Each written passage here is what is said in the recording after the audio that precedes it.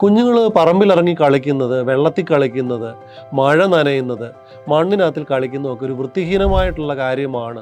അതുകൊണ്ടത് ഒരുപാട് പേരൻസ് അത് ഒഴിവാക്കാനും അത് പ്രിവെൻറ്റ് ചെയ്യാനും ശ്രമിക്കുന്നുണ്ട്. കുഞ്ഞുങ്ങൾക്ക് അസുഖം വരും, അല്ലെങ്കിൽ ഇൻഫെക്ഷൻ വരും ചിന്തിക്കുന്നുണ്ട്. അത് തെറ്റായിട്ടുള്ളൊരു ധാരണയാണ്.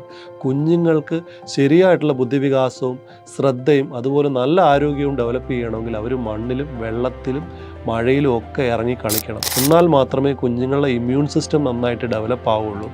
അവർക്ക് ഈ മണ്ണിൽ നിന്നും വെള്ളത്തിൽ നിന്നും പ്രകൃതിയിൽ നിന്നും കിട്ടുന്ന രുചിയും മണവും സ്പർശനവും കേൾവിയും എല്ലാം അവരുടെ സെൻസറി പ്രോസസ്സിങ്ങിനെയും അവരുടെ ന്യൂറോ മച്ചുറേഷനെയും നന്നായിട്ട് സ്വാധീനിക്കുന്നുണ്ട്. അപ്പോൾ കുഞ്ഞുങ്ങൾ ബുദ്ധിയും ആരോഗ്യമുള്ള കുഞ്ഞുങ്ങളായി വളർന്നു വരണമെങ്കിൽ പ്രകൃതിയുമായിട്ടും മണ്ണുമായിട്ടും വെള്ളമായിട്ടും മൃഗങ്ങളുമായിട്ടൊക്കെ നന്നായിട്ട് ഇൻട്രാക്ട് ചെയ്യാനുള്ളൊരു കഴിവ് കുഞ്ഞിന്, അല്ലെങ്കിൽ അതിനുള്ളൊരു അവസരം കുഞ്ഞുങ്ങൾക്ക് കിട്ടിയിരിക്കണം. അപ്പോൾ കുഞ്ഞുങ്ങൾ കുറച്ച് മഴ നനഞ്ഞോട്ടെ, അവർ മണ്ണിനകത്തിൽ കളിച്ചോട്ടെ, ഇതെല്ലാം അവർ എക്സ്പീരിയൻസ് ചെയ്യണമല്ലോ. മഴ നനഞ്ഞ് ഒരു പ്രാവശ്യം പനി വന്നെന്ന് പറഞ്ഞാലും അടുത്ത തവണ അവർക്ക് പനി വരാതിരിക്കാൻ അവർ മഴയിൽ എക്സ്പോസ്ഡ് ആയാൽ മാത്രമേ സാധിക്കുകയുള്ളൂ.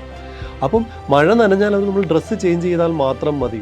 മണ്ണിനകത്ത് കളിച്ചാൽ നമ്മൾ ഭക്ഷണം കഴിക്കും, കൈയൊന്ന് വൃത്തിയായിട്ട് കഴിയാൽ മതി. ഒരു കല്ലിലോ ഒരു ചെടിയിലോ അവൻ തട്ടി വീണോട്ടെ. ഒരു പ്രാവശ്യം വീണ് കഴിയുമ്പോൾ അവന് കുറച്ചുകൂടി ഒരു ധൈര്യം, അവൻ പ്രകൃതി എന്താണെന്ന് മനസ്സിലാക്കും. അവൻ ചെറുപ്പകാലത്ത് ചലഞ്ചസ് എങ്ങനെയാണ് കൈകാര്യം ചെയ്യേണ്ടതെന്ന് അവൻ നന്നായിട്ട് മനസ്സിലാക്കും. ഒരു കാലൊന്ന് മുറിഞ്ഞാലും നമുക്ക് വെള്ളവും സോപ്പും വെച്ച് വൃത്തിയായിട്ട് കഴുകിയെടുത്താൽ മാത്രം മതി.